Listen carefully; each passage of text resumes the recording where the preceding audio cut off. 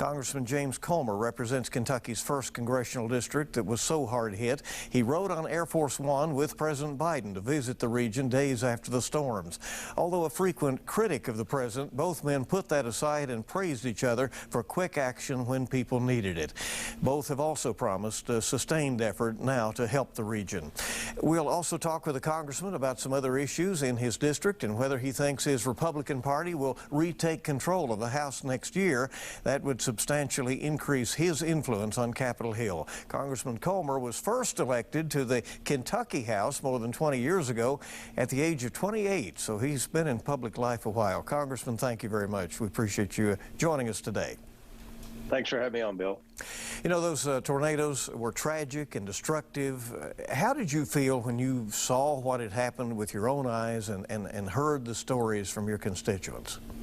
You just can't imagine until you see it on the ground how much devastation there was. I've seen a lot of tornadoes come through. The difference in this tornado and the ones in years past was this one obviously was longer, but it was wider. It was a mile wide in certain spots. And it never got off the ground. Once it touched the ground in Fulton County, it never left the ground until it ran out in Ohio County. And then there were two other tornadoes. All three were in my congressional district. It's just amazing to see the damage. And until you've walked around the streets of Mayfield and Dawson Springs and these other communities, you just can't imagine how much devastation there is. When you talked with people that day and since, what are they communicating to you about, you know, the desire to rebuild and whether they have the wherewithal to do that? Well, that's the problem, Bill. What we're finding, it should be no surprise to anyone, with the high cost of building materials now, a lot of people, in fact, just about everyone, is underinsured. And obviously there are people that had no insurance that lost everything. So the first week, it seemed like there was a lot of just despair and negative attitudes about rebuilding. But now I think as we start the second week, you're starting to see more people say, you know what, we're going to get over this and we're going to rebuild somehow. We're going to rebuild. We don't want to move to another city.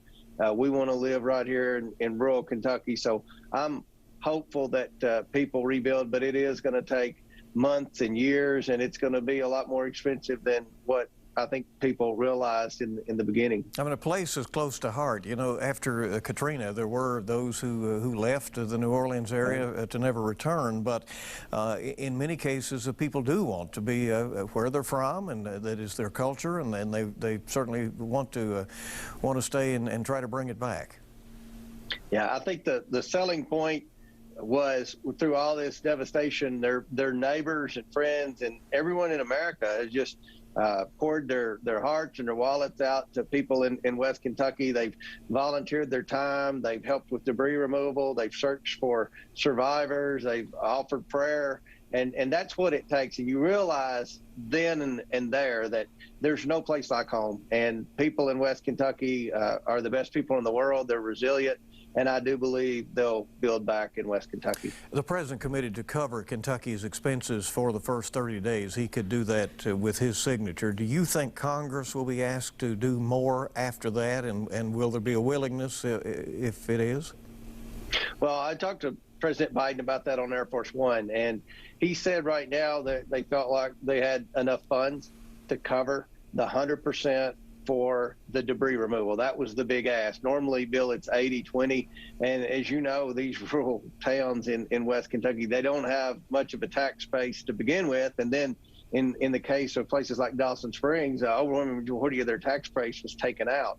So paying for 100% of the debris removal helps with the local cities. It also helps with the volunteer fire departments.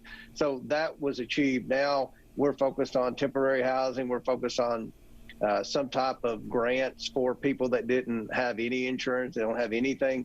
So thus far, the federal government has stepped up big. The state government has been there. The governor's done a very good job. So you've got local officials who are predominantly Republican. You got the federal delegation Republican. You got the governor and the president are Democrats.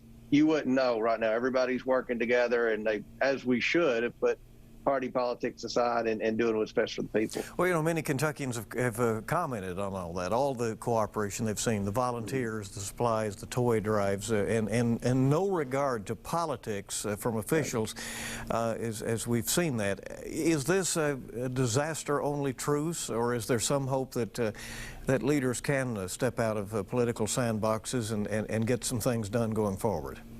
Well, I've been asked that question a lot on TV stations all over America, and I believe that in times of disaster that people will come together, that most politicians will put partisan politics aside, as we should.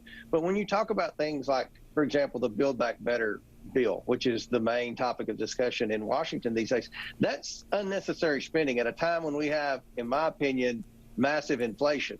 And if we pass that bill, that's only going to increase inflation, in my opinion. So I don't mind fighting with President Biden over policy, because I have a lot of disagreements with President Biden on policy. I have a lot of disagreements with Governor Beshear on policy. But when it comes to doing what's best for the people, and we all work for the people of West Kentucky, they're our bosses, and we need to put politics aside and help the people. And that's what we're doing. But we'll still have fights over policy, because there's a huge disagreement between most Republicans like myself and the Biden administration and what Pelosi and Schumer are trying to push through Congress right now. Let me go with you there where you are taking the conversation. Senator Mitch McConnell, the Republican leader, called the infrastructure bill a godsend for Kentucky. He noted a lot of projects in the state that may get a boost or may happen entirely because of it. All Republican House members voted no on that. Congressman Andy Barr called it socialism. What kept you from being able to support that first infrastructure bill? Well, if you think about infrastructure bills in the past, Bill, an infrastructure bill is always passed at a time when the economy is sluggish and when there's a high unemployment rate. Well, we don't have that right now. Right now, the economy's on fire and there's a major labor shortage. So if you do an infrastructure bill at a time like this, you're only going to add to the cost of these projects. You're only going to make the labor shortage even worse, because construction jobs pay a little bit better than a lot of manufacturing jobs, and you're going to be cherry picking workers out of manufacturing into construction. So I don't think economically it was the best time to do an infrastructure bill. I don't think we're going to get a lot of value for our dollar. And Kentucky is going to get a few $1 billion in that infrastructure bill, but you're talking about $1.2 trillion of spending. And I don't think at the end of the day that was a good deal for the American taxpayer. So I respectfully disagree with Senator McConnell. I agree with him on a lot of things, but on this issue, I tend to agree with Congressman Barr and my Brett Guthrie, my Republican colleagues in the House from Kentucky. I just don't think it was a good deal. Is it fair to say, though, that you simply believe it should have been delayed until inflation cools and maybe more could be done with the same allocation? That's one thing. I wish we had passed an infrastructure bill when President Trump was president. I think the cost of building infrastructure would have been significantly less, and it would have been a better deal for the American taxpayers. I also wish that Republicans in the House had a little input in the bill. We did. It was crafted in the Senate. It was crafted in a bipartisan manner in the Senate, but it didn't have any input from Republicans in the House. So when you talk about things like broadband, in my district, we need rural broadband, but the bill talks about broadband. There's a big difference in broadband and rural broadband. So I would have made a lot of changes to the bill if I'd had any say in the bill, and I think we could have gotten a little better bill out of it for the people in rural Kentucky. But I'm confident I made the right decision. I think it was the decision that the majority of the people in my district